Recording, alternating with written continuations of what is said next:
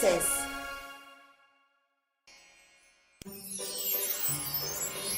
There was much happiness in the air, and Pookie and the Dill Purple Geniuses were having fun decorating a Christmas tree in their secret castle hideout. As they were almost finished, Pookie stood back to take a look and said, "It sure would be nice to have a nice large gingerbread boy hanging on the tree." "You'll need to bake it and decorate it first," said Limbo. And so they did just that. They went to the kitchen, rolled out the dough, and shaped it into a little boy. Bubbles gave it eyes, a nose, a mouth, and special little toes. Teeny placed raisins for the buttons to go on the jacket that she made out of special frosting.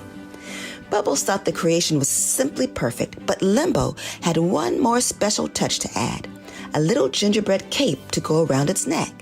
Pookie placed the gingerbread in the oven to cook for 30 whole minutes, and they waited, and waited, and waited.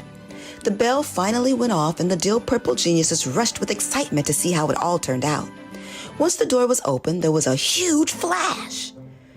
Why, there was no gingerbread on the pan at all. Bubbles looked all around. Limbo scratched his head. Pookie crawled on the floor, and Teeny let out a loud shout and said, "Look up!" Would you believe it? The gingerbread boy was alive, and not only that, it was flying and saying the strangest little chant. Catch me, I bet you can't. I'm the gingerbread boy, and I'm as fast as a snap." "What did you say?" said Pookie. The gingerbread boy spun around in circles and chanted again. Catch me, I bet you can't. I'm the gingerbread boy, and I'm as fast as a snap." "Go after him," shouted Limbo. The Dill Purple Geniuses knew they could not keep up with the gingerbread boy on foot, so they all hopped on their whistle poles to catch their magical baked creation. Limbo flew right behind him, stretched out his arm, and was able to grab his cape, but it slipped through his fingers. Bubbles was right underneath and was determined to grab him by the little toes that she had designed, but the gingerbread boy wiggled through them so quickly that she couldn't hold on either. "Ha ha ha! Catch me, I bet you can't. I'm the gingerbread boy, and I'm as fast as a snap." Pookie could not believe how arrogant this piece of bread was, so she decided to take her whistle pole and super warp mode. In no time, Pookie was flying right next to the gingerbread boy. Pookie had an idea to loop the gingerbread boy in with the rope, but that clever thinking gingerbread boy outsmarted Pookie by doing a triple flying flip and zigzagged away from Pookie's whistle pole. Catch me, I bet you can't. I'm the gingerbread boy, and I'm as fast as a snap." Not too long after that fancy flip, the gingerbread boy flew between two tattletale trees and was soon going to find himself in a flying pickle. The tattletale tree's whisper was so quick that word caught up to a tricky fox that the tasty gingerbread boy was heading his way, so he decided to wait on the other side of the magical water wall.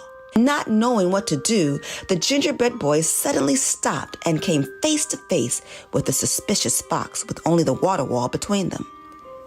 Little bread, said the fox. "Come on, jump through. You're far more safer over here than over there. I can help you."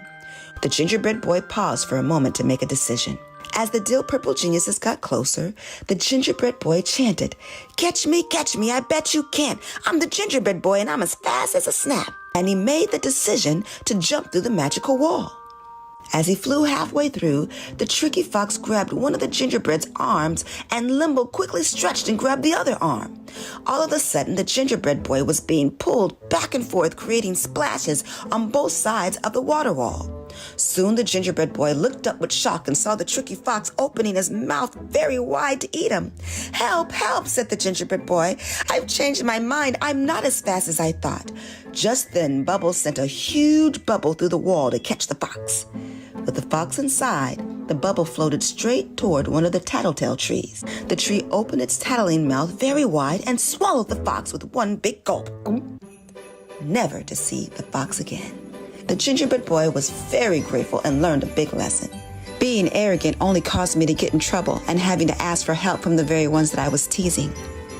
Pookie and the Dill Purple Geniuses forgave the gingerbread boy and decided that he would make a much better friend than an ornament hanging on their Christmas tree.